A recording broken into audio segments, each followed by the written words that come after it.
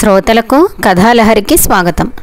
ఈరోజు మీ ముందుకు తీసుకురాబోయేది కోడిపుంజు తెలివి అనే ఒక కథ. ఒకరోజు ఒక నక్క ఆకలితో ఉండి ఎక్కడైనా ఏదైనా తిండి దొరకొచ్చని అనుకుంటూ అంతా వెతుకుతోంది.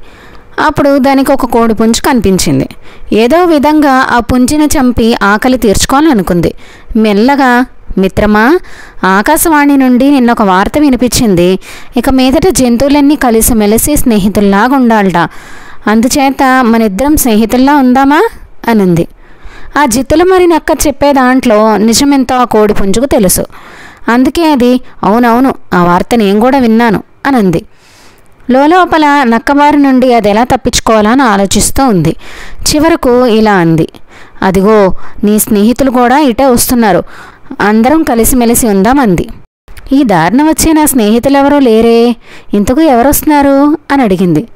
వేట కుక్కలు వాటి స్నేహితులును అని చెప్పింది కోడిపుంజు. వేట కుక్కల పేర్లు వినంగానే నక్క హడలెత్తిపోయి వణకడం ప్రారంభించింది.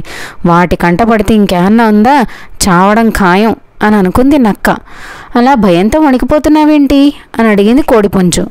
అప్పుడు నక్క, వాళ్ళేంటో కోపంగా వస్తున్నారు, వాళ్ళు బహుశా నిన్న ఒకటి వార్త వినుండ్రు అని చెప్పి చిన్నగా పక్కకి తప్పుకుందా నక్క. మోసాన్ని మోసంతోనే జయించాలని చిన్నగా నవ్వుకుందా కోడి. ఈ రోజుకి కథతో ముగిద్దామండి. తిరిగి ఇంకొక కథతో కలుద్దాం.